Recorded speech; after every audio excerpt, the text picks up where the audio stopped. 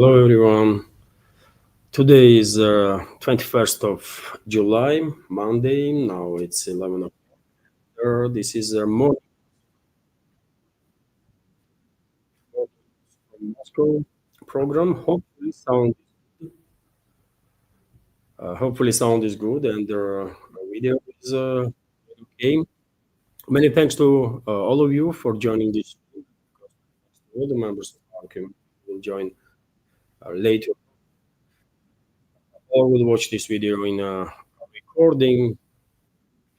Before I start, as always, dear friends, I have prepared quite a number of things. Russian media and public is paying attention.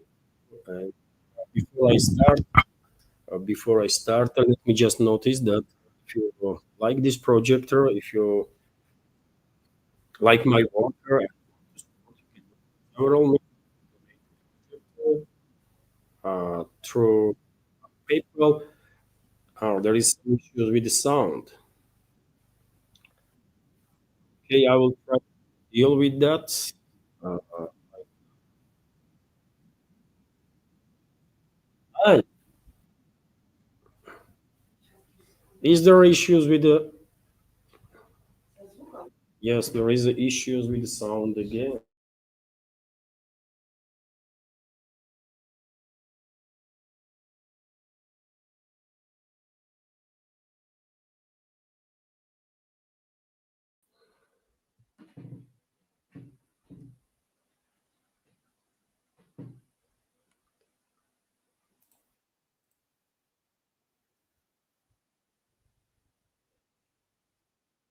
Yes, dear friends, I can see your comments that there is a issue with the sound. Hopefully, it will improve. Oh, it's okay. Okay. Sorry, dear friends. Sometimes these technical issues do occur. My apologies for that, but hopefully it will work now. Okay. Once again, thank you all for joining this stream. And yes, what I was saying is that if you like my work, if you um, want to see further development of this project, you can support her through several means, through PayPal and Boosty platforms. Also, you can subscribe to my Patreon page or page on Boosty. There is a crypto option for during the stream. During the stream, you can use super chat feature on Rumble. I'm streaming on both platforms on YouTube and Rumble, and so you can use a super chat feature on Rumble or premium subscribe. Everything counts, of course. I'm grateful to everybody who supported and continues to support. That being said, dear friends, let's um, let's start with the news segment now.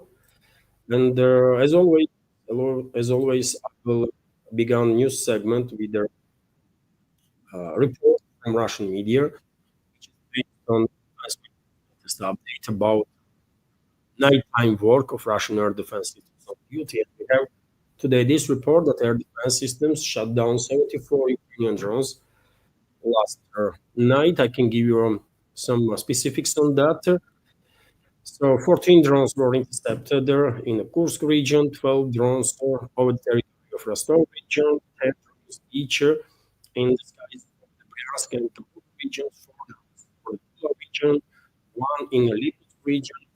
Also, about 20 drones were launched in direction of Moscow. All of them were shut down in the Moscow region, and there are from these 2,000 drones, at least 15 was actually directed on the Russian capital. So issue with the microphone.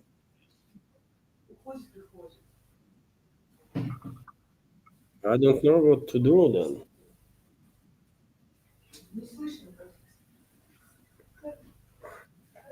Dear friends, there is again issue with the microphone.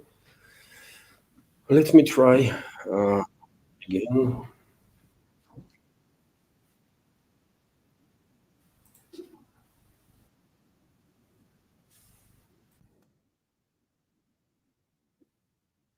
Fine. It sound better now.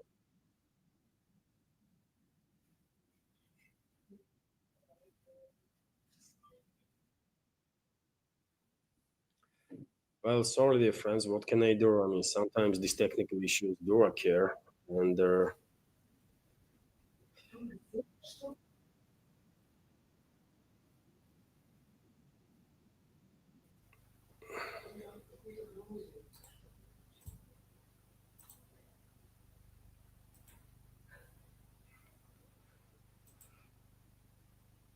I don't know. I don't know. Is it okay now with sound?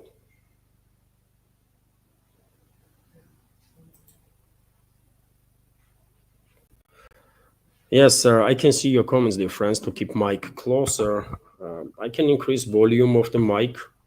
Maybe that will help a little bit. Otherwise, I will just end the stream and maybe it's okay now. Okay, I mean, if there is again issues with the mic, dear friends, I will end the stream and start again in about hour or 2 hours time. I will just sort out what is happening with Mike.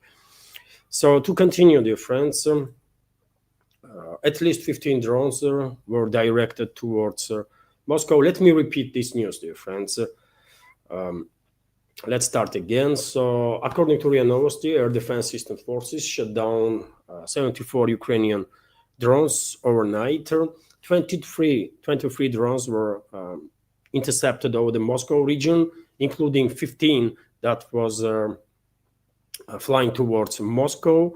Also, 14 drones were intercepted in the Kursk region, 12 drones over the territory of Rostov region, 10 drones each over the skies over Bryansk and Kaluga regions, 4 drones over the Tula region, 1 drone in the Lipetsk region. Unfortunately, yet again, quite a vast geography of this attempted strike deep into Russian territory by Western-backed terrorist regime of Zelensky and its NATO allies. Many of you probably did notice that almost every single day for the last 5-7 days at least, if not more, we are receiving reports about attempts by Kiev regime and its Western allies to strike towards Moscow, and there are a number of drones increasing regularly.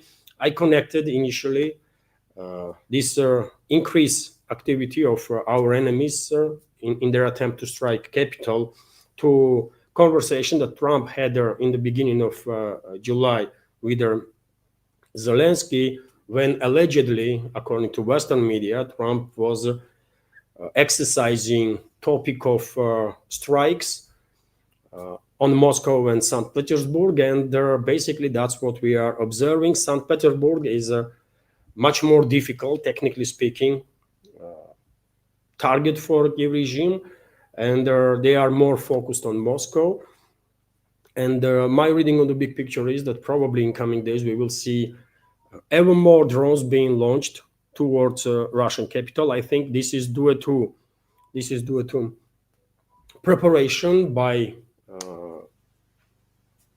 NATO member states that are directly engaged in this proxy war against Russia, namely US, UK, France, and potentially Germany, to launch large-scale missile, combined drone and missile strikes in direction of Moscow and potentially St. Petersburg after this so-called 50-day ultimatum of Trump that he issued towards Russia will expire. And I guess hostile forces want to overwhelm sort of Russian air defense systems. So therefore, I guess in upcoming days, we will see more and more drones probably being launched towards Moscow and being destroyed by Russian air defense systems. Let's see, this is my understanding of the situation. Of course, we will find out soon if my reading of the big picture is correct. Meanwhile, dear friends, of course, Russian armed forces monitoring the situation, and they're also increasing strikes on enemy forces, on military and logistical infrastructure of the Kiev regime. And this morning, I shared this post on my Twitter, X, and Telegram channels that, according to several sources, last night Russian armed forces carried out long-range precision strikes on the military and logistical infrastructure of the Western-backed terrorist regime of Zelensky in Kharkov, Dnipropetrovsk, Odessa, Kiev, Ivano-Frankivsk, and number of other directions. On your screen, you can see this top picture, which is depicts Kiev. This morning, several areas were targeted, including facilities that were used by Kiev regime for military purposes.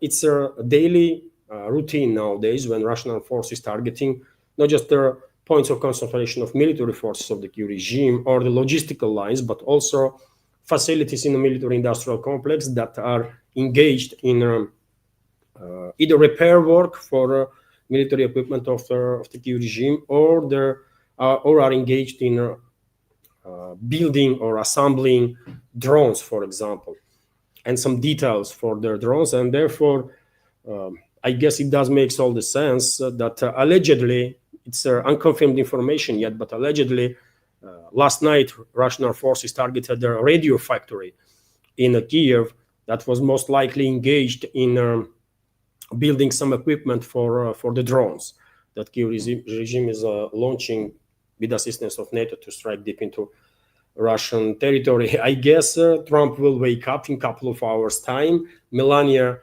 will say to him that, well, Russians targeted Kiev again or some other city, and probably Trump will go on his True Social on some posting spree, threatening Russia with God knows what, or maybe his administration, his press service will call in journalists in the White House so that Trump will have opportunity to make some additional threats towards Russia. Let's see if my reading of the behavior of the White House inhabitants are correct. Then in a couple of hours' time, I will share information about new Trump's threats towards the Russia. Meanwhile, dear friends, we have TASS news agencies report that Russian armed forces liberated Belskaya settlement in the DPR. This is, I believe, in Konstantinovka direction, in between Pokrovsk-Mirnograd and Konstantinovka direction. So this is Belskaya. No, actually on the eastern side of Konstantinovka. And if you take a look at the map, dear friends, Russian troops are getting closer and closer to this strategically important town at this moment in the zone of special military operation. Russian troops are advancing towards Konstantinovka from south, southwestern, eastern, and northern eastern sides. Some might even argue that southern eastern flank of Konstantinovka is already is in operational encirclement, and Russian troops advancing, by the way, all along the front line. I just mentioned Pokrovsk-Mirnograd. If you take a look at the map, by the way, Pokrovsk-Mirnograd agglomeration is already in operational encirclement. I mean, map is quite telling, isn't it? Here, and the same can be said about Konstantinovka and also Seversk. By the way, Russian troops lately become also quite active in a Seversk direction. I'm not gonna make any predictions, but probably we will see significant progress of the Russian armed forces in Seversk area in upcoming weeks. And this morning, number of Telegram channels that are operating from Kiev-controlled territory began reporting about yet another offensive operation of the Russian armed forces in the Kharkov region on the northern flank of Kupiansk. And Kiev regime's propaganda outlets are claiming that Russian armed forces, with this additional local-scale offensive operations in northern parts of Kharkov region, are trying to divert Kiev regime's reserve forces from Kupiansk area towards the north. Could be true, by the way. I don't know, obviously, but during the day, probably we will learn some more information about this. And at this point, I cannot tell you exactly where Russian troops crossed the border and began offensive, but during the day we will have more information on that, and of course I will share I will share it in the next update and also on my Telegram and Twitter X page. Let's continue with this report that I mentioned yesterday too, that are even big names in the Western media outlets, by the way, like New York Times, is at this point, for whatever reason, but are unable to push any longer this false narrative that was generated in the West, that there is a stalemate on a line of contact, and they come up, New York Times come up with an article claiming that, Russian forces liberated a record territories in Ukraine in June, record for entire 2025, which is quite telling, isn't it? It is factual, by the way, but what is interesting and kind of surprised that New York Times is writing about it, right? Usually Western media outlets are pushing this false narrative that it's a stalemate, nothing is happening, nothing to see there, while in reality, members of our community and communities on other channels and alternative media know perfectly well that literally on daily basis, me and many others are reporting about more and more settlements being liberated by Russian forces online and contact, and further and further positions of the Russian armed forces being improved, right? We are now expecting breakthroughs, by the way, in the Sumy region, in the Kharkov region, in the DPR, in Zaporozhye region, right, where Kamenskoye was liberated just a couple of days ago completely, isn't it? And allegedly, there are some preparations also to maybe launch a significant sectoral scale offensive operation in Kherson region too, which will mean crossing of the Dnieper River. Although this is all speculations, by the way, right? Because Russian troops are in a position to launch any scale of offensive operation literally on any sectors of the front line. And it is anybody's guess now where exactly Russian troops gonna make a next move. TASS news agency is also reporting that, I guess Western elites, globalists, and their controlled regimes in the collective West countries are beginning to panic big time, and their statements that we are receiving from the West are becoming more and more disturbing, let's say. Threats from all sorts of generals, acting generals from NATO member states, threatening statements from, or hysterical statements from leadership of the number of NATO member states. And there we have this report now that UK is about to announce some 50-day campaign to arm Ukraine. I mean, these 50 days, like Trump spoke about 50-day ultimatum, and rest of the countries in NATO gonna begin using this 50-day in their statements constantly. They get memo, I guess, or something like that. But anyways, let's dive into this news for a little detail. At the meeting of the contact group on Ukraine defense, British Defense Minister John Haley will call on the West to increase military support for Kiev. This was reported by Daily Telegraph, according to information of this so-called media outlet.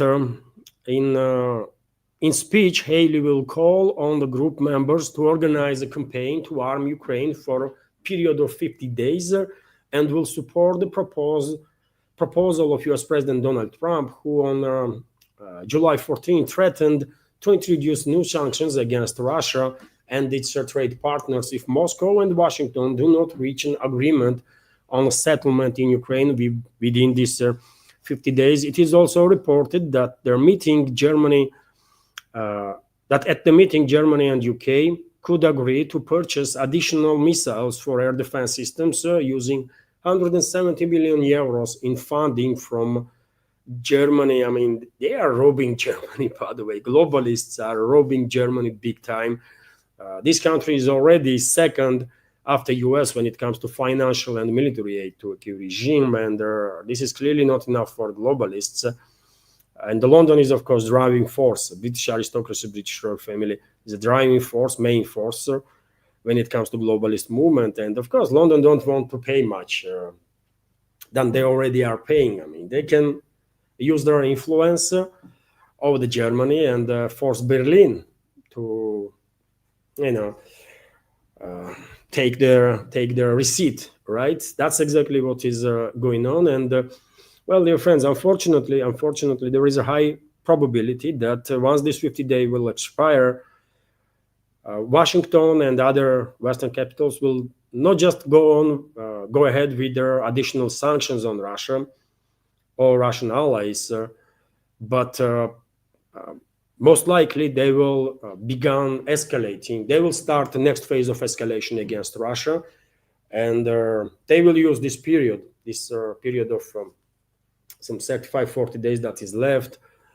to transfer as much long-range weapon systems as they possibly can into Kiev-controlled territory. Also, there are military personnel that will use these weapon systems against Russia. So bigger escalation is coming for sure. And I think if in most negative scenario, in case of most negative scenario, which is a large-scale combined drone missile strikes deep into Russian territory, in that case, Moscow might actually find itself in a position when restraint policy will be set aside, and Russian militaries will receive authorization to actually take strong action against military facilities, military personnel of the hostile states that are directly engaged in this proxy war against Russia. And if so, then this Russian action is going to be on such a scale that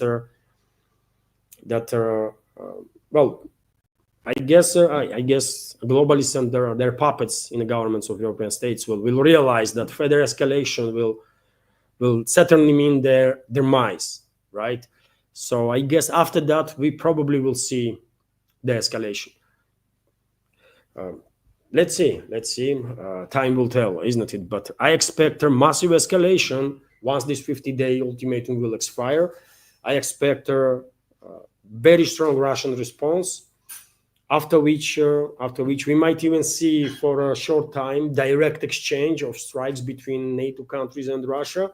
But eventually, globalists will back down, because they love to live, right? They just love to live, by the way. Once they will realize that their lives are on the line, they will back down. Until then, they would not, right? Because they are risking lives of other people. But once their lives will end up on the line, well, that will change their calculus for sure, and we will see through the escalation. And there may be even end of military phase of the confrontation during either spring or maybe before end of this year. I understand the chances that this military phase of the conflict, will end this year is very slim, but still there is such a possibility, right? So let's see what kind of statements will be made by British leadership or by leadership of other countries while during their upcoming meeting. But Moscow is ready, by the way. Moscow is ready. I have no doubts about it. And as I already mentioned, dear friends, these crazy statements that we are hearing from Western politicians, public figures, even acting generals, by the way, in my personal opinion, is a clearly indicator that they are panicking. They are panicking big time, right? I just remind you that latest one in this spree of crazy statements from the West was, or one of the latest one was, Major General of German Armed Forces, Christian Freuding, who proposed striking Russian airfields and infrastructure in order to support Ukraine. He spoke about it on Bundeswehr's YouTube channel, so this is official. And some media outlets interpreted his words as if he was calling Kiev regime to strike deep into Russia. But we all understand that without direct involvement of these NATO countries, by the way, NATO intelligence and military personnel, Kiev regime wouldn't be able to launch any long-range strikes whatsoever, because they just don't have capabilities to do so, right? Flying path targeting data for these drones and missiles are coming from the West, right? and the strikes are prepared by Western militaries. Moscow did not commented at this point on this latest statement or threat from German general, but I really hope society in Germany will wake up before it's not too late, because if Moscow will go ahead with retaliation, then this retaliation gonna be very stiff, by the way, very strong, right?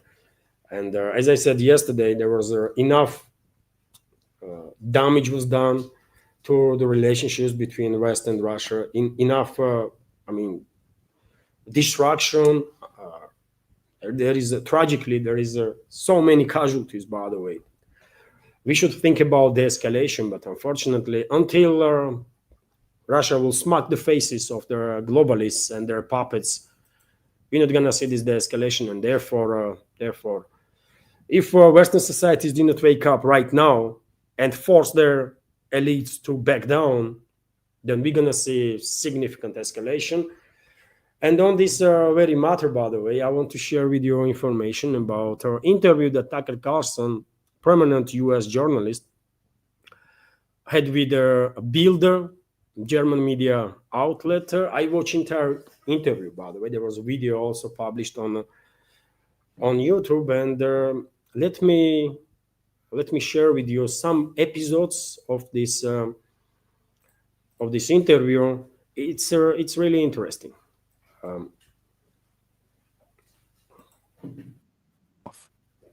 But in some basic way, they won, and we have to acknowledge that. And it's really hard for I'm not in favor of Russia winning anything. I'm American. I want to win, but that you can't lie to yourself. They won, and so on the basis of in which way did they win? They took land and they don't have to give it back. And short of bombing them with nuclear weapons, we can't make them give it back. That's called victory. And the victor gets to set not all the terms, but as Germany found out, a lot of the terms. So, okay, those are the rules. Those are the rules not of international law, but of life.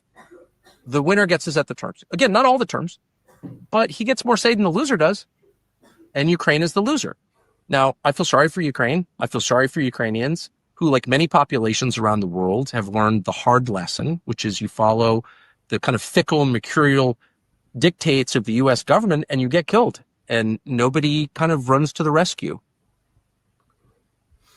There is another short video, by the way. Difficult. That's why it's so rare. But when the option is nuclear war, it's worth doing. What are the options from your perspective right now? The United States is running out of options in Russia. Because the truth is, the Russian economy is not what we thought it was. And we were assured by some of the dumbest people on the planet who currently serve in the United States Senate that Russia was merely, and I'm quoting now, a gas station with nuclear weapons. They somehow kind of never built St. Petersburg, and Tolstoy and Dostoevsky didn't exist. And they were just this like kind of desert nation with a lot of gas and weapons. I mean, it was absurd. Like so we underestimated and frankly just didn't really understand the nature of the Russian economy, Russian civilization. And I'm not endorsing that economy or civilization. I'm just saying we didn't understand what it was. And so we levied these sanctions on, we cut them off, kick them out of SWIFT. And we, in the end, hurt ourselves more than we hurt Russia. And one more. Who I think has done a great job for Russia. Much better job than any German leader, that's for sure. Your country is going down, Russia's going up. You should be mad at your own leaders. You're mad at Putin instead. Well, but makes me laugh. Putin is a war criminal instead. He's a war criminal, right. Angela Merkel wrecked your country through mass migration, but she's not a criminal? Well, how does that work? She literally wrecked your country. It will not recover in your lifetime or mine, but she's cool because why? I didn't say she's cool, but I mean... She's a criminal. But you can't... She's a criminal. She let millions of people into your country. I would say... And it hasn't worked. So whatever. Yeah. So, dear friends, I really recommend to watch the video of this interview, because Tucker Carlson was spot on many occasions, by the way. He actually did quite well in this during this interview. And in these short clips, by the way, you can see also how delusional or propagandized even Western so-called journalists are in this particular case, this is a deputy of their editor-in-chief of Bild that is interviewing Tucker Carlson, and Carson was making mockery of their conversation. He's mocking this person that was acting really like demonstrating that truth is not something that he is interested in, right? When Tucker Carlson told her, you know what, you are mad at Putin, but Putin is doing a great job for Russia while your country is going down, and somehow you are mad still at Putin, not at your leadership, right? It's a great point, isn't it? I mean, if you make a list of priorities of German people that they truly actually care, I don't think Putin will come up in the first 50 topics. I really don't, man. Right? If you ask me to do some list of priorities, I will go through many topics that I want to be improved, but I definitely would not put in that list in top 50, I don't know, man, American leadership or European leadership, right? Because, but nevertheless, this interview is a clear demonstration how propagandized these so-called journalists themselves are. Nothing to be said about public, right? And also this perception that was created, this false narrative that was created in the West, that Russia is a gas station and has nothing, and we can deal with it. You just cut off energy exports and that's about it. This is so stupid, isn't it? This is so stupid, by the way. I said so many times, I shared information that oil and gas revenues in Russian budget, by the way, accounts for 25%, about 25%, right?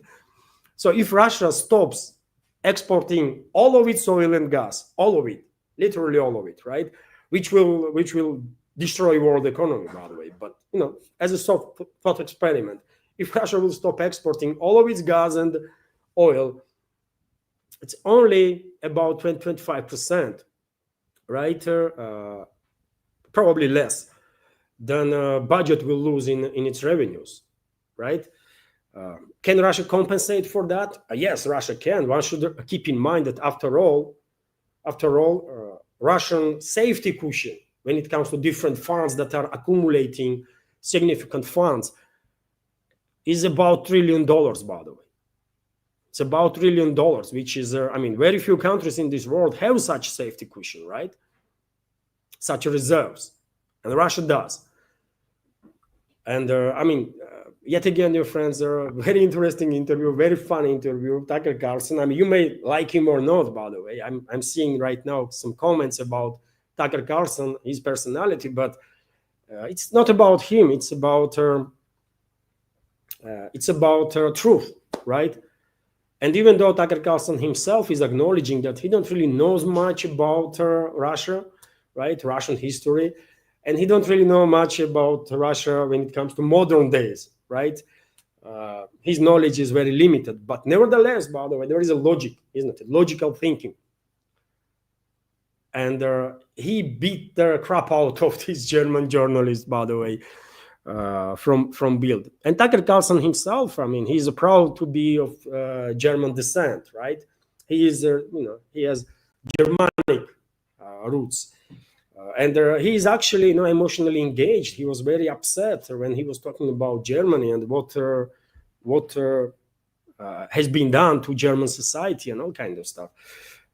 So interesting interview. I definitely recommend. But I wanted to share with you this short videos to highlight this level of deception that West is engaged in, and also a level of panic. I see it as a panic when German or Western propaganda outlets are trying to blackmail or try to label everybody that they don't like, everybody that shares alternative viewpoints, right?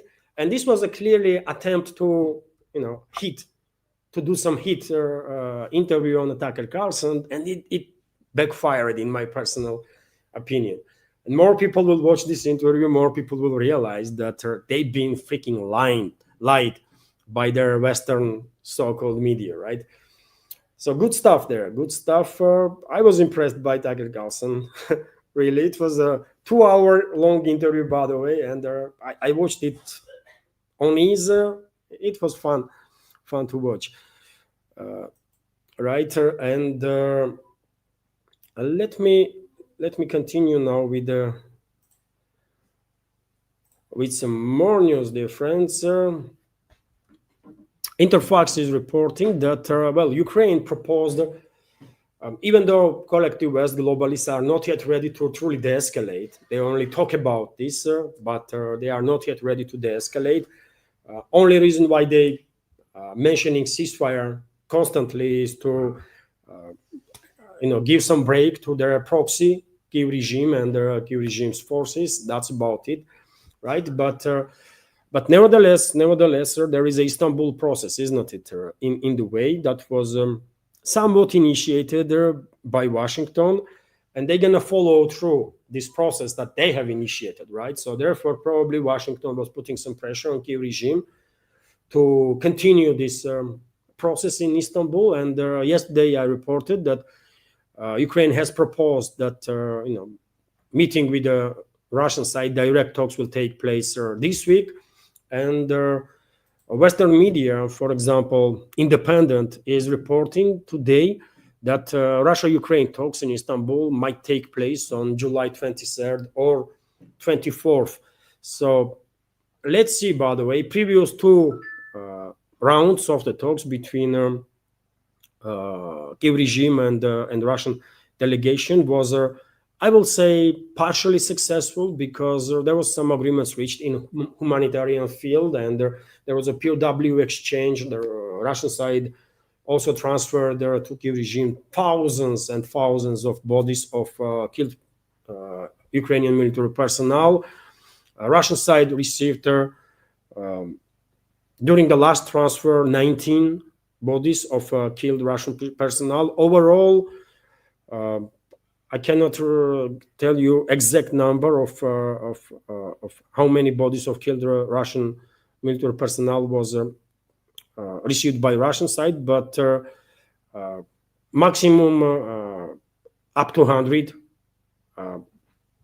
less, significantly lesser, I guess. And this gives you more or less good understanding on rate of the casualties. Russia already transferred 7,000 bodies of killed military personnel of Kiev regime, while receiving maximum up to 100 bodies of killed Russian military personnel. And in upcoming days, maybe even today, Russia will transfer 2,000 more bodies of their killed military personnel of Kiev regime. And Western media outlets, by the way, are reporting that Moscow actually is in position to transfer to Kiev regime from 40 to 60,000 bodies of the killed military personnel of Kiev regime. So therefore, because of the exchange of POWs and their exchange of bodies of the killed military personnel, nobody can say that first two rounds of the Istanbul talks were completely useless or did not achieve anything. There was some positive results, but when it comes to the escalation of their confrontation, when it comes to addressing final resolution of this conflict, unfortunately, progress is not there yet. And yet again, we should not expect end of hostilities, end of military phase of this confrontation until globalists and their controlled regimes in collectivist countries will come to their senses and acknowledge that they have lost this proxy war. Until they will acknowledge this, they will continue to sacrifice literally everybody on Kiev-controlled territory, because they don't care. As long as Western elites will come to this inevitable conclusion that they have lost, they will find money, they will find weapons to send to Kiev-controlled territory and to prolong this proxy war as much as they can. But yet again, we are approaching the point, I believe, when West will go ahead with their unprecedented level of escalation, most likely after this 50-day Trump's ultimatum will expire, and Moscow will have no option but to retaliate big time, and basically to bring by doing so to bring globalists and their puppet regimes in Europe to their senses. After which, yes, we might have actually reason to expect de-escalation, but not until then. Also, TASS News Agency is reporting that special envoy of the Russian president, Dimitri, commented on this RussiaGate story that is unveiling again in US. We all know Tulsi Gabbard came up with a report just like a couple of days ago, isn't it? And he accused former and current high-ranking officials in US for being engaged basically in a coup d'etat, right, against Trump. And the Russian special envoy Dimitri commented on that. Let me give you some details. So deep state used its power to prevent any dialogue between the United States and Russia. This opinion was expressed by the special representative of the Russian president for economic cooperation with foreign countries, the head of the Russian Direct Investment Fund, Kirill Dmitriev. We have quotes from him. The deep state used its power to sabotage any dialogue between the US and Russia and to destroy anyone who dared to support it, Dmitriev wrote, while responding on these current developments in US in regards to RussiaGate. And he is on point, isn't it? He is on point. During his first term, Trump was constantly attacked, literally on daily basis was attacked with false narratives, right? False accusations that he's somehow Russian stooge, Russian agent, Russian this, Russian that, Russian apologist or something. You name it. He was being blamed for everything, right? And he was accused on everything. And of course, these constant attacks by globalists and globalist assets in US, which is first of all Democrats and their assets in the deep state, of course, while acting this way, they derailed any even theoretical possibilities or chances to relationships between Moscow and Washington to improve. So Dmitriev has a clearly point here. He also believed that the mindset of the Russian anti-corruption investigative outlet RussiaGate was at the heart of this is a wrong translation. Basically, mindset of people that were behind this RussiaGate was at the heart of the conflict in Ukraine, commenting on the view that RussiaGate had fundamentally changed the geopolitical order by criminalizing diplomacy with Russia at the very moment when it was most needed. Yet again, true, isn't it? It was actually during the Trump's first presidency, one may argue, when globalists, Western ruling class, actually kind of criminalized their diplomacy with Russia, right? And during the Biden administration, there was no contacts, right? Almost none of contacts between in diplomatic field between Washington and Moscow. And same can be said about European countries too, isn't it? Earlier, the press secretary of the Russian president, Dmitry Peskov, told the journalists that Moscow expects to continue dialogue with Washington and they're relying on repairing their badly damaged bilateral relations. Well, Moscow maybe is ready for dialogue, wants to resolve the issues, but unfortunately, nowadays we do have enough indicators to think that Trump and his inner circle have been overwhelmed by globalists, by pressure from the globalists, by pressure from the deep state, and therefore, if before elections Trump was talking about peace, de-escalation, now Trump is issuing ultimatums, right? And they're extremely insulting towards Russian leadership, Russian people, Russia, which is, definitely indicator that no one should expect from him any true steps towards the escalation. He's been overwhelmed by by pressure from globalists and the neocons. Absolutely, right? Maybe a few people in Trump's administration are actually adequate people, and they're realizing that if US continues this hostility with Russia, US will go down together with Europe, while they're also realizing that separately, if US will withdraw from this proxy war then and normalize relations with Russia, then US would have chances to maintain at least certain level of relevance on geopolitical scale in medium terms, like 20, 30, 40 years, right? But these adequate people that might be in and around Trump's administration right now being ignored completely. Am I correct? And whose voices have become permanent again or influential?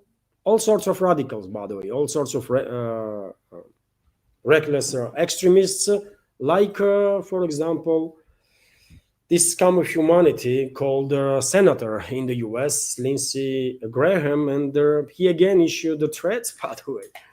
He again issued the threats against the Russian leader, against Russia and Russian allies. Let me give you some short clip of his latest threats. Is coming. You know, Donald Trump is the Scotty Scheffler of American politics and foreign diplomacy, and he's about to put a whooping on your ass. What's going to happen here is that Trump is going to impose tariffs on people that buy Russian oil. China, India, and Brazil, those three countries buy about 80% of cheap Russian oil. That's what keeps Putin's war machine going. So President Trump's going to put a 100% tariff on all those countries, punishing them for helping Putin. Putin can live through sanctions. He could give a damn about Russian soldiers. But China, India, and Brazil, they're about to face a choice between the American economy or helping Putin. And I think they're going to come pick the American economy. You see, dear friends, it is really unfortunate. It is really unfortunate that this type of extremists, as I said, are emboldened big time, emboldened, and are making some making some noise and influencing policies of the Washington, which is gonna be very hurtful. For US economy. You see, this Graham once again is peddling on this false narrative that Russia is a gas station, right? He's talking about Russian energy, that this energy will be cut, and then what? Then what? Energy income is like, does he knows even numbers? Does he knows anything about topics that he's talking about, or people like him? I don't think so. But yet again, dear friends, check the internet, by the way. Maximum percentage of their income of Russian budget from energy, from oil and gas, is 25, let's make it 30%, right? What about another 70%, by the way, right? What about other 70%? There is a big difference, isn't it, between, let's say, 70 and 30? Big difference, but nevertheless, all this propaganda BS, by the way, is being used by globalists and globalist allies in the US, by people like Lindsey Graham, to basically justify further escalation with Russia. And when he is also threatening Russian allies with the tariffs, I really struggle to believe that this Graham is that stupid that he don't understand that there are more tariffs you impose on other countries that you are actually rely on in terms of imports, more inflation you're gonna get in your country. So your citizens will either lose access to certain goods because they will become too expensive and would not be imported, or they will pay twice, 3 times, 4 times more, right? This is not I don't know. This is not quantum physics, isn't it? To understand, this is quite a basic stuff. But they just simply don't care, man. They just simply don't care. And unfortunately, U.S. administration is overrun by ideas and narratives that being promoted by people like Lindsey Graham and others, which is unfortunate, man. And that's why I'm saying most likely, U.S. will go down together with euro. By the way, it should not be this way. I said many times before, I don't see reasons. I mean, real reasons. Why should Russia and U.S. be hostile towards each other? And I don't see real reasons why should Russia and the European states should be hostile to each other, right? And it's not Russia that is generating this hostility. It's always globalists, always Western ruling class that is provoking hostility, right? Because, let's be real, by the way, they are not capable of respecting anybody. They are not capable of competing, right? With other regions of this world. All they know is giving orders, and they are seeing now a situation when multipolar world is emerging, economies of many countries in this world is developing, right? And they are losing influence. They are no longer in a position to dictate to everybody what to do, when, and how, right?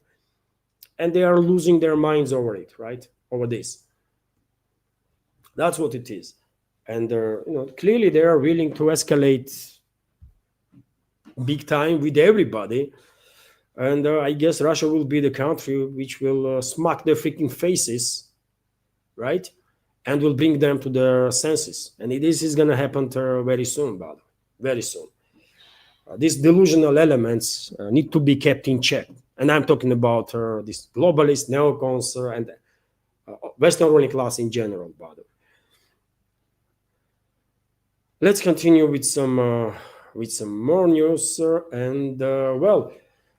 I reported yesterday, isn't it, that there was reports in the Times, and then other media outlets also began writing about a possible trilateral meeting between Trump, Putin, and Xi Jinping. And Kremlin reacted on these rumors. Press spokesman of the Russian president was asked about it, basically. And let me give you information, what he says. So face-to-face meeting between Russian President Vladimir Putin and the U.S. counterpart, his U.S. counterpart Donald Trump, will definitely happen, but the time has not yet come. Kremlin spokesman Dimitri Peskov has stated, and yes, as I said, the Times reported earlier this week, that last week already, that the trilateral meeting between Putin, Trump, and the Chinese leader Xi Jinping could take place in September during the military parade in Beijing, during the celebration in China, in Beijing in particular, marking the 18th anniversary of victory over the Imperial Japan in World War II. And what we know for sure is that Russian president will have in September a meeting with his Chinese counterpart. But when it comes to U.S. president, I don't know. I don't know what they're going to talk about. Really, I asked this legit question, by the way, yesterday too, while commenting on this news. I mean, what they're going to talk about? Andromeda Galaxy or what? Or weather patterns on, let's say, I don't know, Mercury. I know I can tell you many topics that Russian and Chinese leaders can talk about. But when it comes to Trump, by the way, who was and still is engaged in all sorts of deception operations, right, on behalf of God knows whom, we might have some informed guesses, but nevertheless, then what is the point to talk to him? When he's just constantly lies without reason even. That's just how he is built, right? Trump. That's my impression, by the way. There are such a people, I have met in life people that are constantly lying, and I never understood why they're doing this. Probably all of you have met at least one such a person in life that just constantly lies, by the way, almost about everything, right? For no reason whatsoever. And Trump is definitely that kind of person, chronicle liars, right? So Why should the Russian president spend any time talking to him? I don't know, man. They already spoke like numerous times on the phone, and what? And what? We are now in a situation when Trump is issuing ultimatums against Russia, right? And also ultimatums against China, India, and other countries. So is there any point to have a talk with him? I don't know. I don't think so, but nevertheless, let's continue, dear friends, with some other news. RIA Novosti is reporting that Russian president received the senior advisor of Iran's supreme leader. So President Vladimir Putin received Ali Larijani, senior advisor to Iran's supreme leader in the Kremlin. The head of the state's press secretary, Dimitri reported. And this is important, by the way. This is important because this person, Ali Larijani, is a trusted man of Iran's supreme leader. And obviously, topics that were discussed during this meeting not gonna become public. But I guess Iran is seeking some assistance from Russia, and I think Russia will provide whatever assistance can be provided, right? In regards to Iran's nuclear program, in regards to Iran's safety, defensive and potentially offensive capabilities.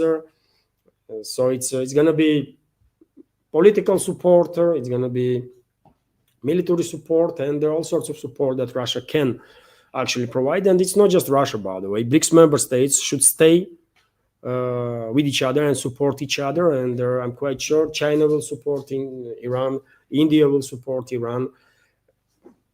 All countries have different capabilities, but BRICS member states will stand with Iran, right? This is very important. And on topic of Russia-Iran cooperation, for example, I can give you this news that Iran and Russia on July 21st, which is today, by the way, will begin 3-day military drills, exercises in the Caspian Sea, which is also important, by the way, especially if you keep in mind that there is a high probability that globalists and their allies, Israeli regime, for example, Zionists or the neocons in the US, will continue provoking regional war in the Middle East, and they will continue to push for further escalation with Iran, right? And in case they will succeed, and in case Iran will be attacked again, Caspian Sea might actually become a main lifeline for all sorts of supplies to Iran, right? And these exercises in the Caspian Sea is very important in this regard. Let me show you on the map, by the way, what am I talking about. So what is wrong with this map, man? So this is Caspian Sea, of course, and this is Iran. Russian-Iranian military exercises, naval military exercises will take place in the Caspian Sea. And as I said, by the way, if you take a look at the map, you might see that in case of regional war in Iran, if globalists will succeed in their attempts to provoke such a war, Caspian Sea definitely will become a major lifeline for Iran. And to be ready for such possibility and to secure this major lifeline, flotillas of two countries, Caspian flotillas, will do some exercises, to increase level of understanding of each other, of cooperation. Also, dear friends, on topic of Iran, we have this report that Iran and EU to resume nuclear talks this Friday in Istanbul. Tehran confirms negotiations with UK, France, Germany to restart this week. And we have also a statement from Foreign Minister of Iran, Abbas Araghchi, who said that Iran will not go back to old deal that was reached during Obama's presidency in US. Let me give you some details on that. So Abbas Araghchi stated that UK, Germany, and France have no legal, political, and moral standing to enforce a 2015 agreement after they backed the illegal military aggression of the Israel regime, and the US and Abbas Araghchi is on point, absolutely. EU or UK, Germany, and France definitely are not in a position to lecture Iran what to do, when and how, especially when they did not say nothing when Iran was attacked, absolutely illegally, by the way, by Israel and by US. Iran, which is a member of a non-proliferation treaty, still is a member, although maybe not for long, right? And all the other countries, all the other members of this treaty were obligated to protect rights of Iran on its nuclear program, civilian nuclear program, and to protect these nuclear facilities. And either London or Paris or Berlin, by the way, criticize Israel or the US for these illegal actions against Iran. No, they did not, right? They did come up with all sorts of narratives to somehow justify this criminal activity of Israel and the US leadership. Am I correct? And by the way, as I said, Iran will receive all the necessary support from Moscow, Beijing, I believe potentially from New Delhi also, although India is in a bit, difficult situation because India wants to balance its relationships between global South and the West. India definitely don't want to, end up in a situation when collective West will begin openly pushing hostile policies towards Iran, although already West is quite hostile, right? But still India is trying to balance its act, right? But nevertheless, Iran will receive support from India too. I have no doubts about it, and from other BRICS member states too. It depends on Tehran itself, how they will behave. No one going to fight their fight if they would not. But if they're going to stand up and fight, then they will have support that they need in all possible ways, right? And also on Iran's topic, dear friends, I did report it yesterday, but I think this information worth our attention.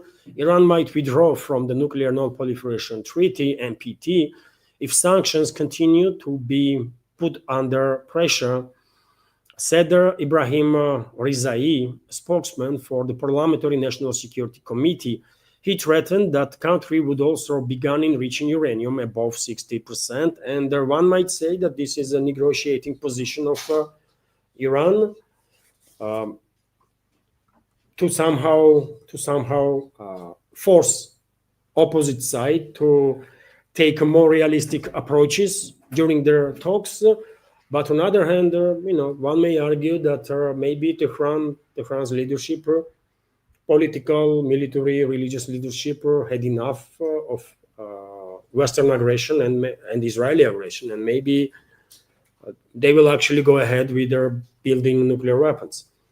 This threat that Iran will continue enrich further uranium above 60% definitely can be seen as a indicator that they are potentially moving towards nuclear weapons. Otherwise, there is really no reason to enrich uranium above 60%. And the only way you can use that level of enriched uranium is in the weapons, right? Even 60% is quite a lot, right? 20% for all sorts of machinery that is used in medical fields and stuff is quite enough. 3% of enrichment, 1.5-3% of enrichment is, I believe, enough to have a nuclear fuel for nuclear reactors. 60% is quite a lot, and anything above 60% is definitely will be most likely seen as a move towards nuclear weapons. So I don't know. Maybe Iran really had enough of threats from hostile nations, and maybe this is the warning that either we are reaching some agreement now, or you have no ways to stop us to build nuclear weapons, and then nuclear deterrent will getting, and I don't think Iran will hesitate to deploy nuclear weapons if existence of Iran will be threatened. We should pay attention, of course, to this development. And well, Trump, U.S. President Trump, is not waiting what will come out of possible talks between Iran and European nations, Iran and U.S., if negotiations will even take place. And already is threatening that if Iran continues with the nuclear enrichment program, he will, or U.S. will destroy nuclear facilities of Iran again. That's the position of Trump. And this is, by the way, this position is definitely one that will keep U.S. in this conflict with Iran, right? Everybody at this point, I guess, knows how to play on ego of Trump. And if Iran continues its enrichment program, even under their current rate, about 60% or even less, then people like Lindsey Graham and others gonna begin pushing this narrative that, well, they are mocking Trump. Trump said, don't do this, and they still continue to enrich uranium, and therefore action has to be taken. And well, Trump will probably sign up for another strikes on Iran, right? I mean, at this point, everybody's playing on ego of Trump, right? So these kind of statements are extremely dangerous. He is trapping himself. Trump, I mean, more radical statements he will make, more entrapped he will end up being eventually, right?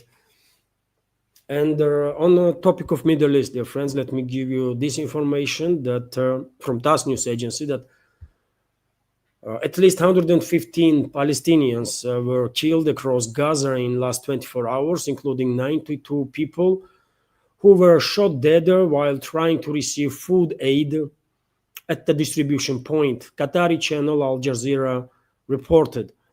So this massacre, this genocide of Palestinian people continues by fascist Israel.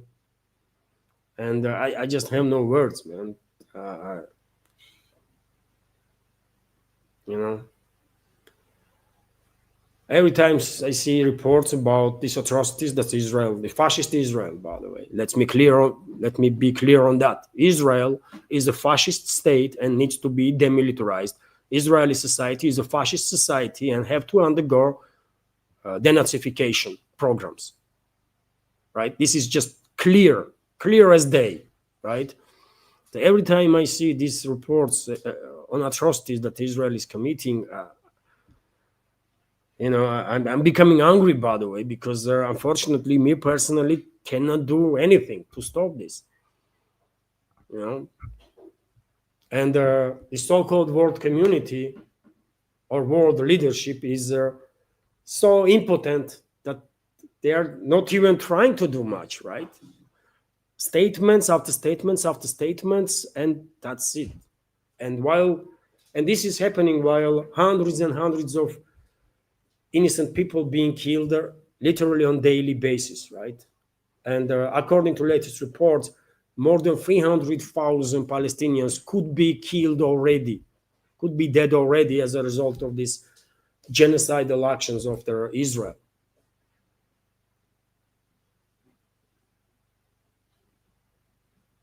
Modern human civilization is a bunch of cowards, by the way. That's what it is, man.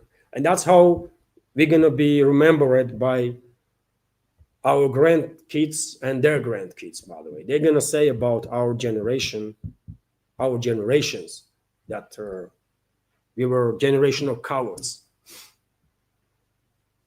because we could not stop genocides. TASS news agency is reporting that, well, despite the statements from Israel, from Damascus, about ceasefire, Well, unfortunately, a fight is continuing in Al-Suwayda province of Syria, and we are receiving reports that their death toll in clashes in Syria already exceeded 1,000 people. Let me give you some details. So 298 civilians have become victims of the armed crashes that have been ongoing in the province of Al-Suwayda in southern Syria since July 13. And this is also obviously preliminary data because I don't think anybody actually knows real numbers. Real numbers could be like 10 times higher. While the total number of deaths during the intercommunal conflict amounted to 1,119 people, Sky News Arabia TV reported they're citing medical sources which previously put the death toll at 940. According to this TV channel, 127 fighters of the Druze self-defense units were killed. The special forces of their interior and the defense ministry sent from Damascus to their southern regions to restore the stability, lost 354 soldiers, and the pro-government formations of the Arab tribes lost 21 militants. Another 19 members of the internal security forces were killed in Israeli airstrikes. So already more than 1,000 deaths, hundreds of civilians being killed during these clashes. And despite the statements from Israel, from Damascus, we are still receiving reports about hostilities on the ground. So, unfortunately, death toll among civilians will most likely further increase. Also, a few more news, dear friends, and I will end the news segment. Then we can have a community chatter. I don't know if you have seen this photo that Trump posted on his Truth Social. He asked, while posting these mugshots, basically, how did Samantha Power make all of that money? And there in this mugshot, by the way, you can see Samantha Power, Susan Rice, Valerie Jarrett, James Comey, Barack Obama, John Brennan, James Clapper, all the people that were leading this RussiaGate scandal, right? This false RussiaGate story.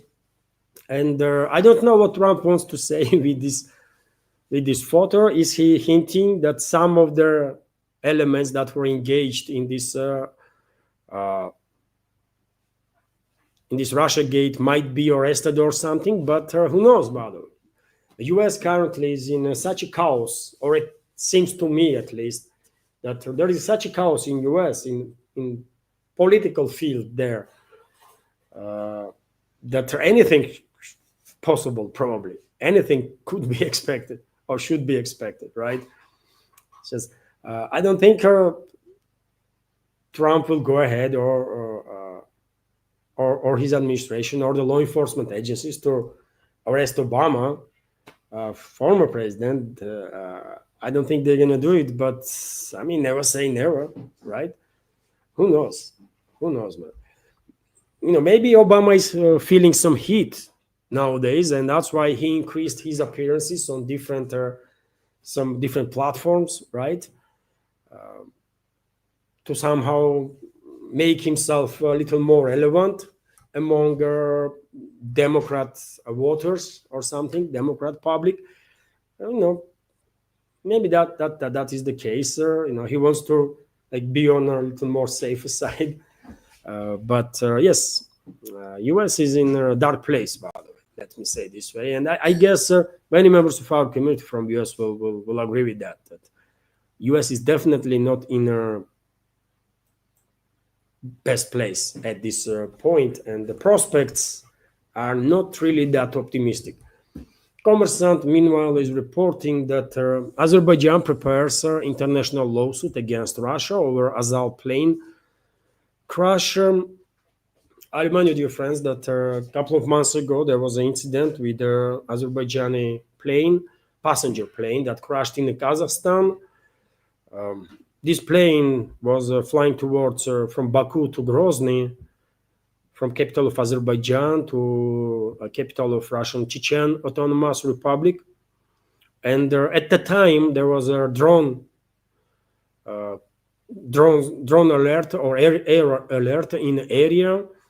Kiev regime and its NATO backers have launched quite a number of drones in direction of North Caucasus, and air defense systems were working. So this plane was ordered to choose other path, but there was, according to my understanding on the situation, by the way, pilots on the plane hesitate, lost too much time before they make decision where to, in which reserve airport to go to, right? And as a result, this plane eventually get damaged. Probably was hit by, by the way, allegedly was hit maybe by either, I don't know, drone fragments or maybe fragments from a interceptor missile.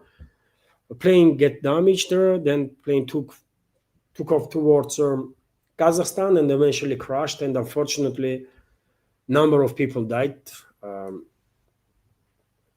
And I think Moscow and Baku at the time had the talks about this incident, and situation was kind of resolved, but seems like due to latest escalation by Baku against Moscow, they're gonna use that tragic incident with the plane now as a point of additional pressure on Russia, maybe. Okay, I mean, it's up to Azerbaijan leadership, but I think Aliyev and his regime crossed the red line. I spoke about it quite a few times before.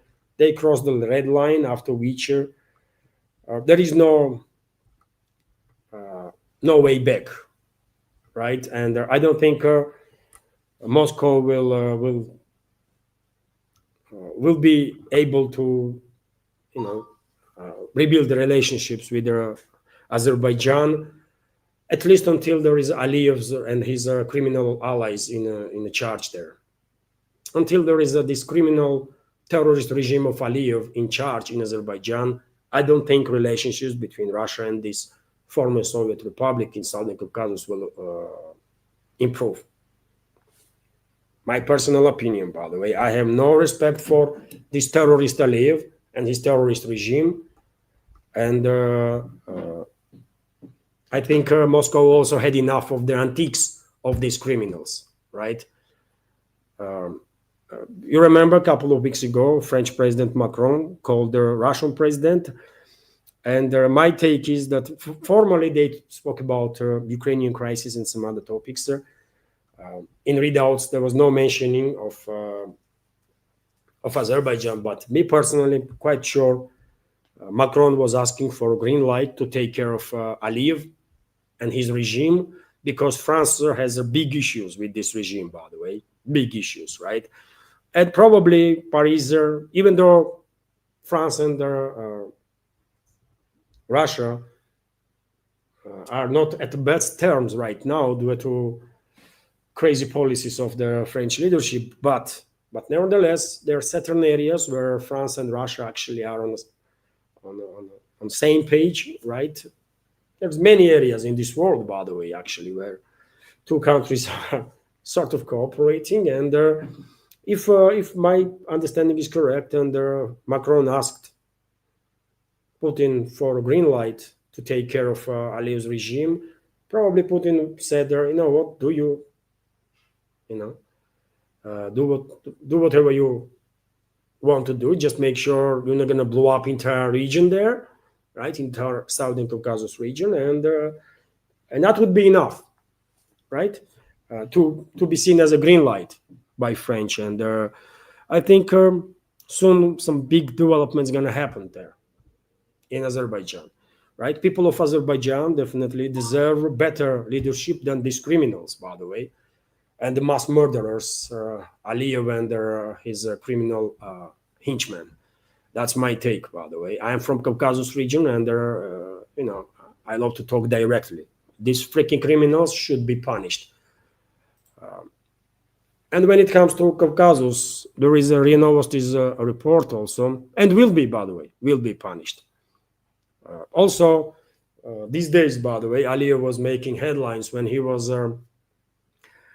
openly declaring once again his support to this Western-backed terrorist regime of Zelensky. Probably he wants to find some new ways to gain some support from Western ruling class, or maybe to neutralize threats from the France, right, from the French elites. He's gonna fail, by the way. He's gonna fail big time, because in this particular case, I mean, France does not give a damn about globalists and British aristocracy and the British interests, either in Azerbaijan or in Southern Caucasus region or in the Middle East, right? Everything is connected. So France will go ahead with whatever plans they have in regards to Azerbaijan. And London, despite recent royal receive that Macron has had there, London not going to be able to force Paris to back down. It's not happening, right? So Aliyev is finished, by the way. Just mark my word. I don't know how long it will take, months, 2, 3, 5, but Aliyev's regime is finished, by the way. That's it. And as I said, man, he was making headlines while making some statements in support of Kiev regime and calling Kiev regime to don't back down and to continue to fight and that kind of stuff. Okay, as I said, man, he crossed the point of no return, and he's finished. All I can hope is that this criminal terrorist regime of Aliyev will be dealt in such a way that it will not destabilize Azerbaijan itself, because innocent people should not be harmed, right?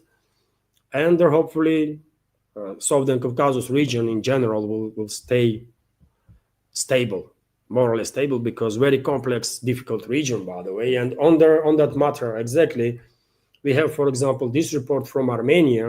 And let me show you on the map, by the way. So this is Southern Caucasus region, by the way. This is in between Black Sea and the Caspian Sea, right? This mountainous region. And this is Azerbaijan here. And Armenia is here, by the way, right?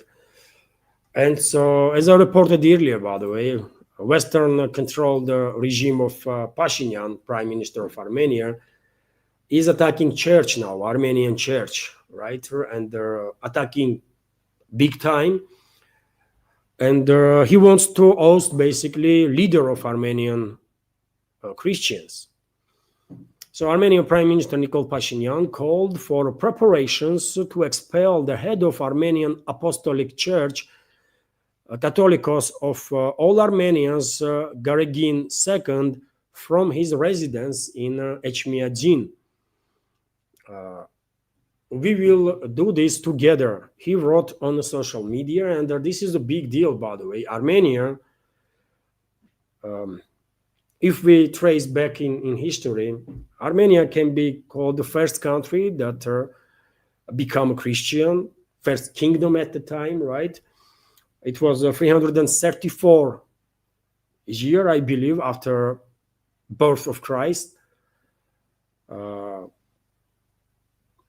Georgia become neighboring Georgia, by the way, become Christian in 337, although Armenian Christians are it's a Gregorian church, right? And Georgian Christians are Orthodox Christians, right? There is these nuances there, obviously, but nevertheless, Armenia has long roots, by the way, in Christianity, and Armenian people, I don't think Armenian people are going to tolerate, by the way, this assault on most respected institutions in Armenia that Apostolic Church, Armenia's Apostolic Church is, right? This is a classical ways of behavior of the Western controlled regimes. I remind you, dear friends, that after the so-called Rose Revolution in 2003, Western, US to be more precise, installed Saakashvili into power in Georgia, Saakashvili's regime, right? Saakashvili became president, who is jailed, by the way, for crimes that he committed during his presidency, jailed in Georgia, right? And one of their first moves that Saakashvili's regime did, by the way, was attack on Georgia's Orthodox Church. You see pattern? Saakashvili's regime did what Armenian regime, Pashinyan's regime, is doing now in Armenia. And Georgian people defended, obviously, church and their beliefs. And I have no doubts, by the way, that Armenian people will also stand strong against this assault on Armenian Apostolic Church. They have to. They have to, because if Pashinyan's regime will manage to succeed in this attack on church, then I guess he can do literally anything after that. So I don't know. Armenia is on a crossroads, by the way, and some serious disturbances might actually happen, not just in Armenia, but in a region in general, because yet again, Southern Caucasus is extremely complex region that might blow up at any point, by the way. That's why stability is that important there. RIA Novosti is also reporting that, Trump and Xi Jinping might meet before APEC summit, according to media. So US President Donald Trump will meet with the Chinese President Xi Jinping before or during their Asia-Pacific Economic Cooperation Summit. Their South China Morning Post reported, citing sources, the APEC summit in South Korea is likely the best opportunity for Xi Jinping and Donald Trump to meet in person this year. Trump could visit China before heading to the APEC summit from October 30 to November 1st, or he could meet his Chinese counterpart on the sidelines of APEC, the publication said. And anything is possible, of course, anything is possible, but why Chinese leader would waste time talking to Trump? Why he would waste time to talk to him face to face, directly, right? If he refused to basically have even a phone conversation with Trump. And one should keep in mind, by the way, that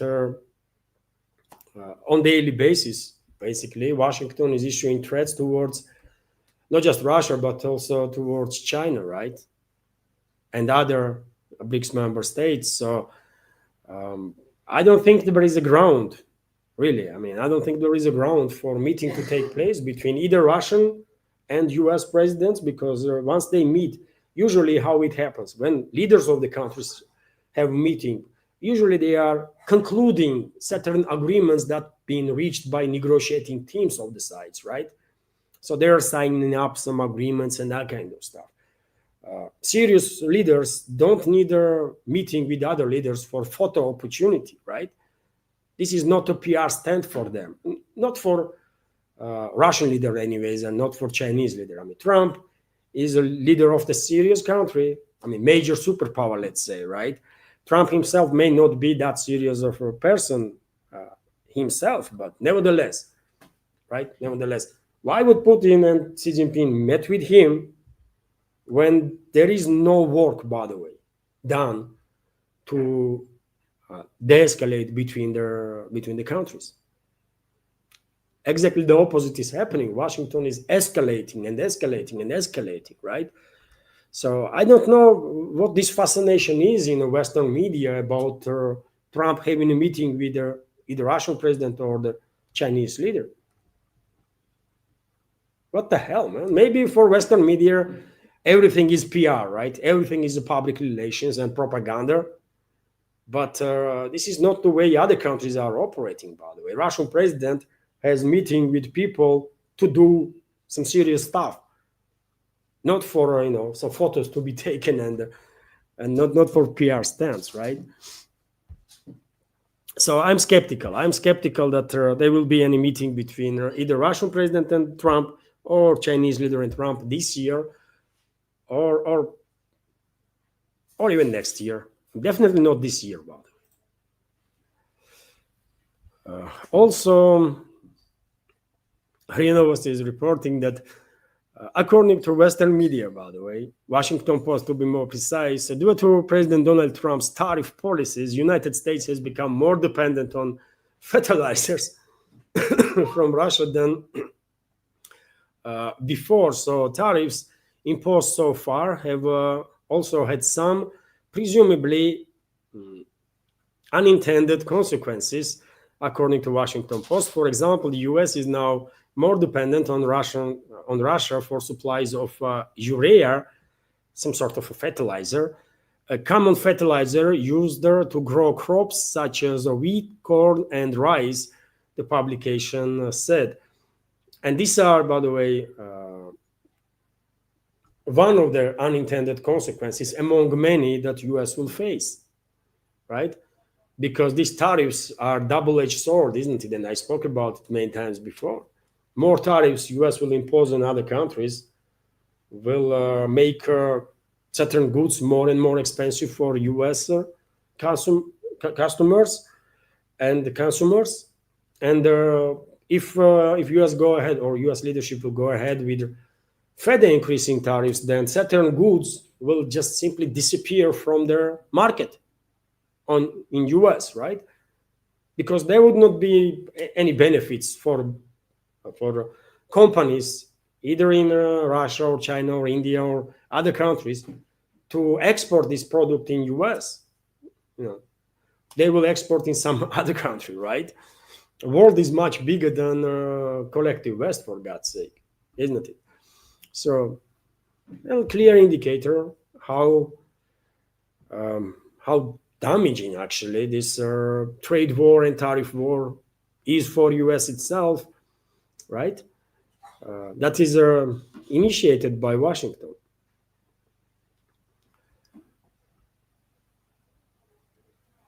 And when it comes to Russian exports to US, overall, by the way, it's just a couple of billions, right?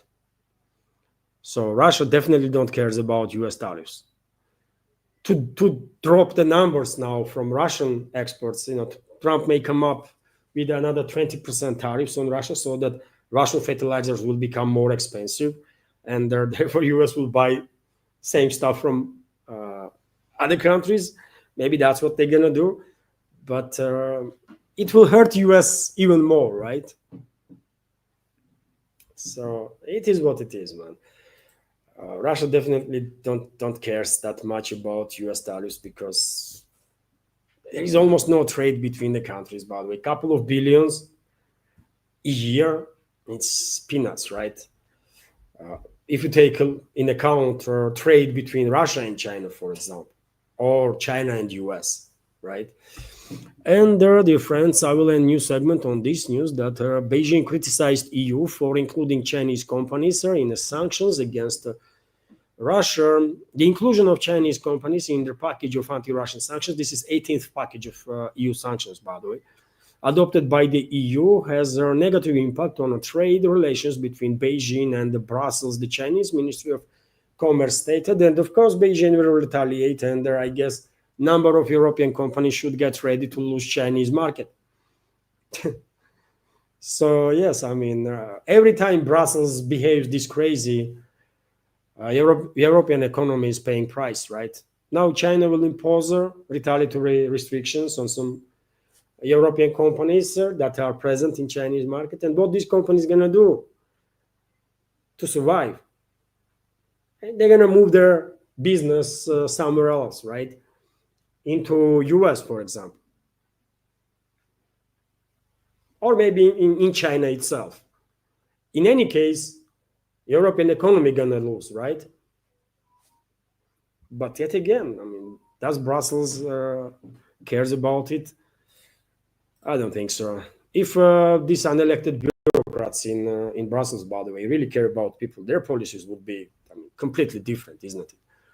Completely different, but they just don't care.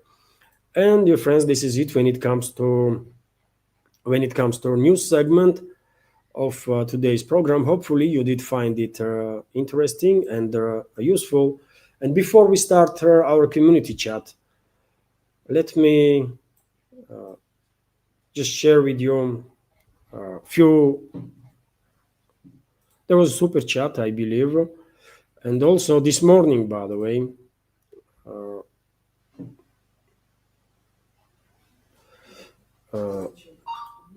this morning there was a donation on a Boosty for a project from Barney.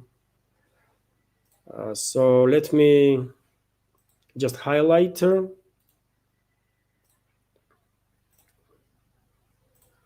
Let me just highlight this first, and then we will have a community chat.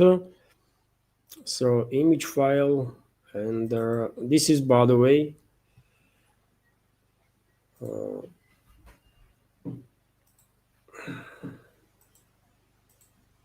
yeah, that's it. So this is from Barney donation, 1,500 rubles. So thank you very much, Barney, for supporting my work. This is Boosty, by the way, as I'm saying always. So you can use Boosty platform for donations too. And also there was a super chat. There was a super chat on Rumble from Miss Medvedev. Thank you very much, Miss Medvedev, for $5 donation and the super chat. And also we have a comment from Miss Medvedev.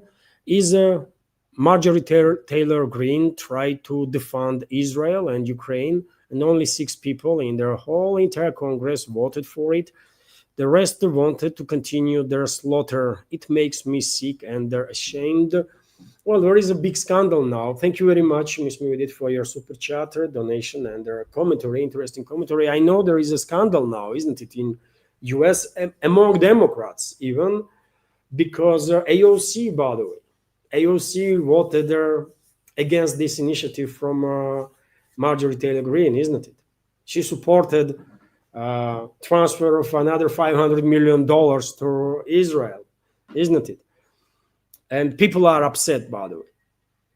People among Democrat supporters are very much upset. And overall, by the way, what Ms. Medvedev is highlighting is, of course, very important. Just 6 people in entire Congress voted for a bill to defend this genocidal regime in Israel, and the rest are okay with that.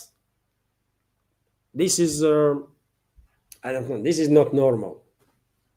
But that's the level of influence of AIPAC or Israeli lobby in US, right? And I believe Max Blumenthal, by the way, great host of great journalist from Gray Zone, by the way, Max Blumenthal, I believe, wrote on Twitter, if I remember correctly, that actually AOC, for example, this entire project, by the way, of AOC was funded by people that were related to Israeli lobby, to AIPAC. And if that is true, and I have no reasons to doubt any report from Max Blumenthal, then well, we get the answer why AOC, for example, voted against this bill. And what about others? I guess there is also similar connections, by the way. You know, Israeli lobby is extremely powerful, isn't it? Extremely powerful. Not just in US, but in US too. And dear friends, once again, thank you for donations and support.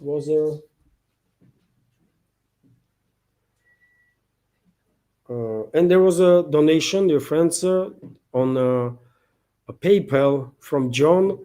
Thank you very much, John. As always, I mean, when it comes to a PayPal, dear friends, I only use first name unless I have in a comment direct permission to say full name. So thank you very much, John, for your $10 donation through PayPal. And comment is keep up the good work. Get some merchandise. Take care.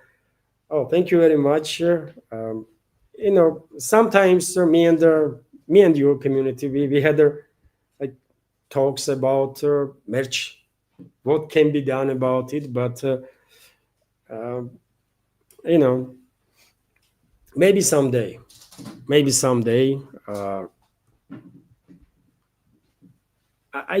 know, oh, maybe someday. Thank you very much, John, for your support.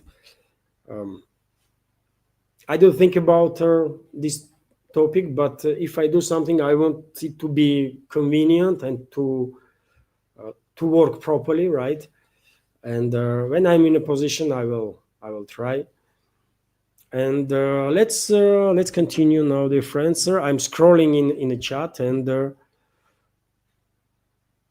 my apologies. I can see now comments from the beginning when I had these issues with the sound. My apologies for that, dear friends. Sometimes things that just happened. I don't know why mic was not working in the beginning. I just have no idea. What I did is I just unplug mic and plug it again, and it began work. Then there was issue again, isn't it? So I just repeat the same, unplug and plug it, and hopefully sound is good now, or more or less okay.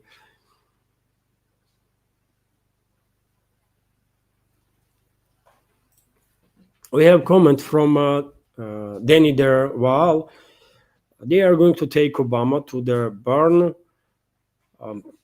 I don't know, but Obama should watch his back.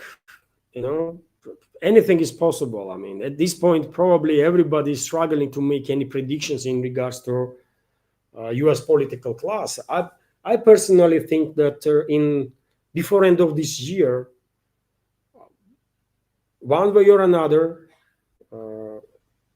Trump might be withdraw from presidential position, and J.D. Vance might take over.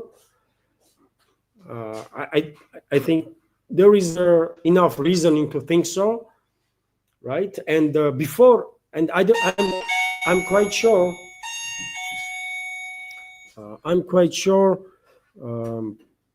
Trump would not serve as a president whole this term. At one point, he will either resign, or this 25th Amendment will be used or something, and J.D. Vance will take over, right? I'm quite sure about it. But before that happens, I mean, White House may go on a rampage, isn't it? And they might actually take on not just Obama, but on everybody that were, for example, engaged in this RussiaGate scandal, and maybe on some others too. Anything is possible. Dear friends, capital Q will make it easier to spot the question. So I'm just scrolling, or capital letters, by the way. You can write entire sentence in the capital letters. Like that, for example, Lone Wolf Prepare is commenting, good morning, Russia from the UK. Good morning, Lone Wolf from Moscow, and hello everybody, dear friends. Hello everyone, and thank you for your attention. So you see, capital letters do matter because it's just easier to spot.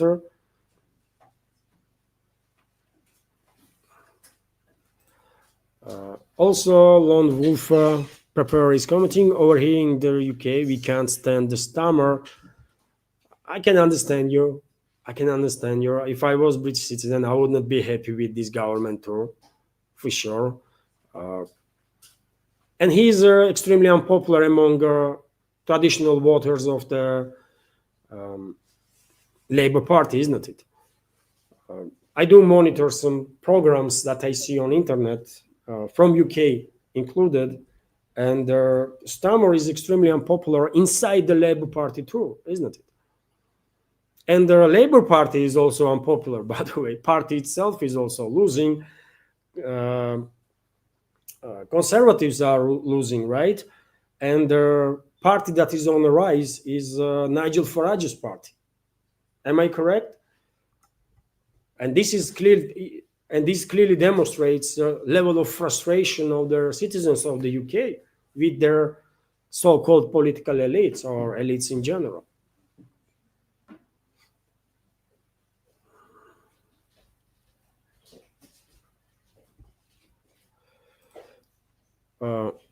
Non-Ayer is asking, Levan, could you discuss the 47 American biolabs in Ukraine? Any information floating around Moscow about them? Well, last time I have seen or read news about these biolabs is that significant number of them were evacuated to Africa, to some African nations, and I do remember there was talks about some African nations, and Russian public figures were even issuing warning to African nations to be very careful when they are dealing with U.S. militaries and when they are dealing with these biolabs. And if I remember correctly, also a number of labs were moved to South America, and the Saturn labs are still in Kiev controlled territory, by the way. They were moved from eastern and central parts towards the western parts. So some labs, I don't know overall number of these labs, how many of these biolabs were in Ukraine, 47 or 30 or 50, but according to reports that I've seen and I remember now, significant part of it was evacuated outside of Kiev regime, mainly in African continent, in a number of African nations. I cannot give you now countries where these labs are being transferred in Africa, but I clearly remember statements of Russian officials that were issuing warning to the states to be extremely careful because this is very serious stuff, right? And I believe certain number of labs still are operating on Kiev controlled territory, and they're being moved in western Ukraine. And there was also talks that some labs could be moved from Ukraine, could be moved to either Central Asia or the Indo-Pacifics. So, U.S. And these labs, by the way, mainly are operating under U.S. Air Force, right? I don't know why U.S. Air Force, not other force, but usually they operate under U.S. Air Force. This is the case in Georgia, by the way. For example, there is a biolab not far away from Tbilisi itself, capital of Georgia, right? And many people in Georgia are not happy about it. And the preliminary reports are that activity on this biolab allegedly is either stopped or at its minimal level. But that biolab in Georgia was connected with the U.S. Air Force. And I believe this is the case in every other, in direction of every other biolab, right? And so, yes, U.S. has dozens and dozens of these biolabs, by the way, all over the world, and not for good reasons. I mean, when militaries are involved, you know straight away that this is not for good, right?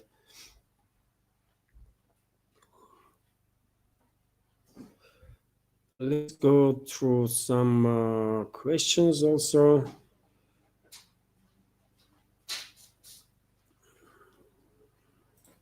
Also, we have a question from Svetlana Vladimirova. Have you heard news that Matvienko may be about to run before she's arrested? How stable is Putin's position given that he is surrounded by West-leaning oligarchs who want to topple him? Matvienko? You mean, you're talking about head of Soviet Federation, upper body of parliament, Senate? I have not heard anything about it. I don't know really. I'm hearing just now from your comment. I just don't know what to say. Maybe some media outlets will report something or some Telegram channels. I'm going to pay attention to this matter. When it comes to how stable is Putin's position, given that he's surrounded he's surrounded with West-leaning oligarchs who want to topple him. You know what? I would argue that I don't think he's surrounded by Western-leaning oligarchs. Maybe those oligarchs or most powerful businessmen here in Russia were Western-leaning for many, many years. But after treatment that they get from the West, I don't think they still are that keen in regards to Western elites, right? And therefore, I mean, Putin is not just one person, isn't it? It's a presidential institution, right? And I don't think there is even slight chance of some internal conflict that will eventually remove him from office. I just don't see this happen. I don't see any request on that in the public. You know, if there was a request in the public for a regime change, if majority or vast majority were against her president and they wanted some regime change, maybe that will influence something. But vast majority of public is in support of Putin, right? Putin has like at least 70+ percent of support. So who's gonna go against him when he has such a public support? I mean, maybe some people in his inner circle have ambitions to become next leader of the country. You know, people are quite, some people at least are quite strange, and they might have ambitions that they are not ready for, right? But I honestly don't see a situation to be like that. That there might be some regime change either now or anytime soon or even ever, right? I think Putin will leave a position on his terms, and probably he will choose a successor.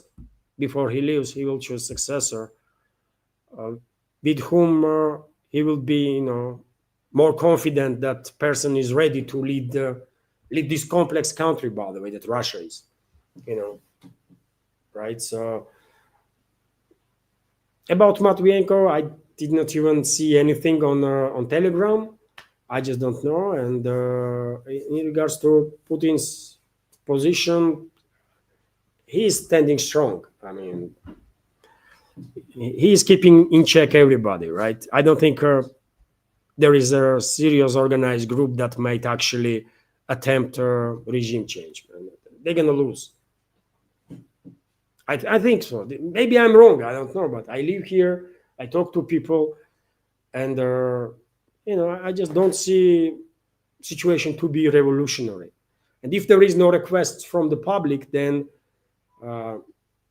if some people in among elites do have some ambitions, they're not going to succeed because they would not have a backing, right? So that's my understanding on the situation. Thank you for your question. Also,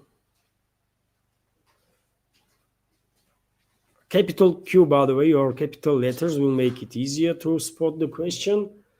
It's almost 2 hours now. This stream is ongoing, so I have to end it. And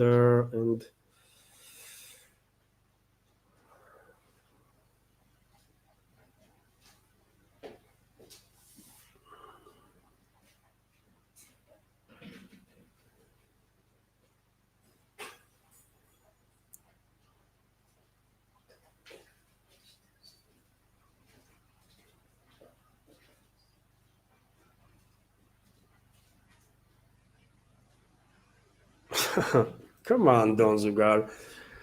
Don Zugar is commenting, you talk about Israel. Yes, Israel is evil. Israel is a fascist state currently, by the way. It's hardly arguable, right? Take a look at the actions. And Don Zugar continues to say that Russians could send a small military force to invade and run. Why not? I mean, so Don Zugar is suggesting that Russia should get involved militarily I have to disagree with Zugan. If some military action is going to be taken against Israel to demilitarize this fascist state, this have to be done under UN mandate. That's how it's supposed to work, by the way, under UN mandate. And unfortunately, on the current structure, UN will never issue such a mandate because I think, sir, because US will vote any initiative. US, UK, most likely France will veto any initiative in this direction. They will just veto it, right? And in such circumstances, if UN is not capable of doing something, I guess countries worldwide have to organize some conference, right? Some conference and discuss the situation and come up with some solutions. You know, how they're gonna put pressure on Israel to actually behave as a civilized country. You know, but I don't think Russia has to send forces to deal with this fascist regime in Israel, by the way. I mean, under international mandate, Russia might participate, right, in all sorts of humanitarian operations, but, you know, and you cannot take, I mean, you can compare Russia with the US or UK or France, because Russia is not sending weapons to Israel, right? Russia is not funding Israeli wars. US does, UK does, France does, collective West does, by the way. So there is no comparison between Russia and Western countries, because Russia is criticizing actions of the Israel and sends no weapons, no money, right? It's Western countries that send weapons and money, and they have a leverage. They can actually influence, try at least, right, to influence Israeli leadership, to force them to stop acting this evil, but they are not doing it, right? I find it fascinating, you know, when I see comments quite often, not just on my channel, but on other channels too, when there is calls for Russia to get engaged here and there. And I mean, Russia is not operating like US does, right? If not provoke, Russia is not using no military force, by the way, right? This is not how Russia operates. You know, Russia is relying more on diplomacy. And yet again, if not provoke, no one would even consider in a Kremlin to deploy military force.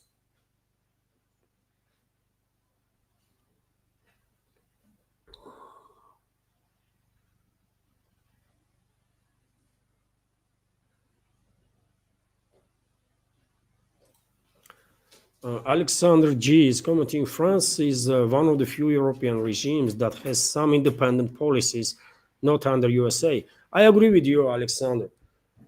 Even though France is a part, French elites are part of globalist movement, there is internal tensions in that movement, isn't it? Competition, one may argue, which is, you know, in which British aristocracy, British elites are more successful, historically speaking, and more powerful at this point and for most of their times, right? But nevertheless, French elites, by the way, are very ambitious, and they are not happy. They don't see themselves as some sort of subservients of their some royal families, by the way. In Europe, after all, we should keep in mind that French elites see themselves as Republicans, right? Enlightened Republicans. It's a Fifth Republic after all, right? And I guess French elites, in principle, hate the idea to even talk to representatives of all sorts of aristocracies from UK or from any of the European countries that still keeps the monarchies, by the way, right? There is massive ideological difference between between these groups, in my personal opinion, right? And therefore, yes, I have to agree with you. French elites, the political, intellectual, financial elites, they definitely are in a position to act independently, and they do, by the way. They have much more independence than any other country, I will say, in the collective West, for sure. And basically, France is the only country that actually tries at least to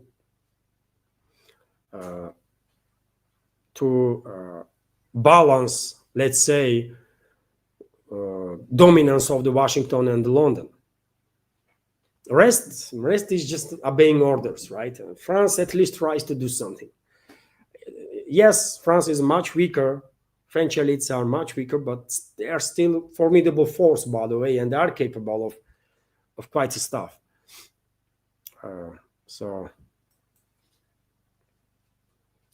yeah, I'm on the same page with you on your comment.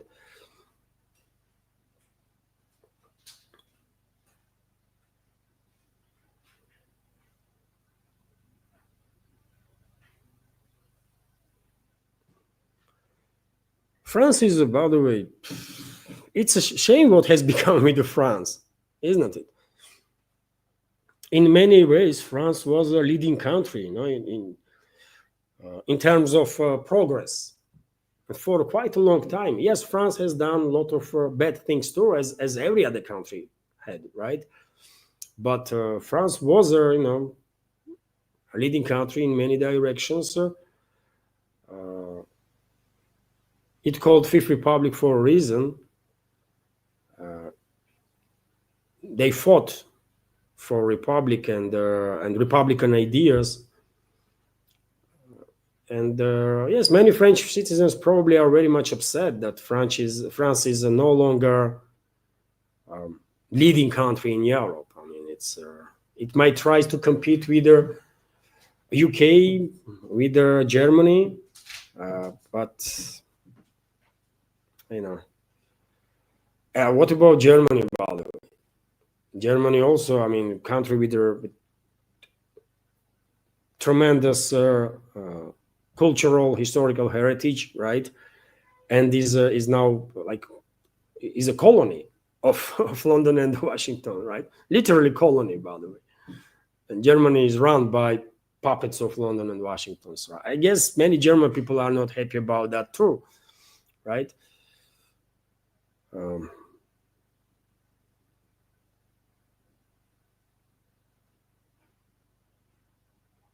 So, dear friends, let me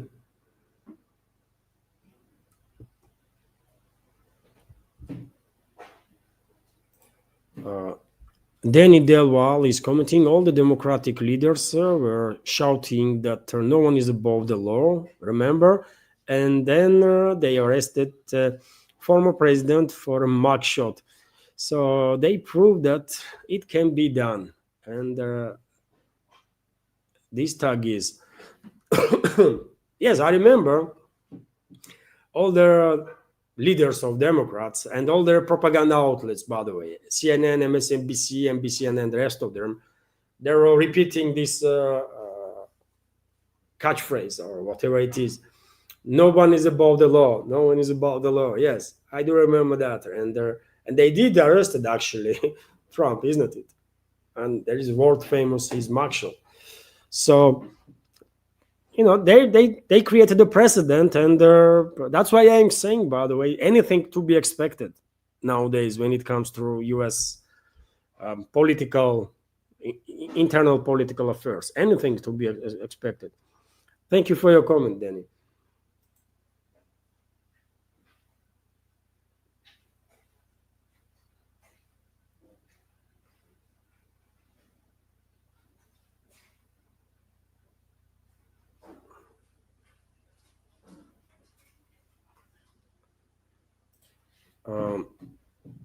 Miss Me with it is commenting. Did you see Musk asked Randy, fine, how longer had he last if he was starved? Oh, I did not.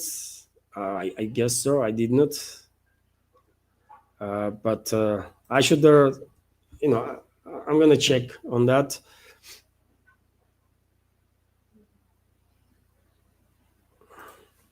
Also, Harry C. Smith is commenting, Levant Farage is just another globalist Tory. He supports arming Ukraine and Israel and won't even call Stammer out on the easy stuff. I mean, maybe that's exactly what it is, Harry. I'm not in UK. I don't know much about politicians in UK, and I have to I have to listen to people that are actually from UK and know better, right? So therefore, I'm not gonna argue with you. I just mentioned that his party is gaining momentum, and this is definitely can be seen as an indicator of a frustration of the public. But same time, maybe all these alternative parties being created yet again by globalists to direct this frustration of the public. Is that a possibility? Maybe, right? So therefore, I'm never going to argue with people about some domestic stuff in different countries that actually live there and know better. Like I would not recommend anybody to argue with me how life is in Russia, because I live here. So how anybody from, I don't know, Austria or Portugal or US or Canada gonna know how life it is in Russia better than I do. It's So therefore, I'm listening, by the way, and I'm learning every day from our community. And I read comments, isn't it? I'm always engaged. I read comments, and I'm grateful for your opinions, dear friends. And if I may, let me end, dear friends, this stream right now.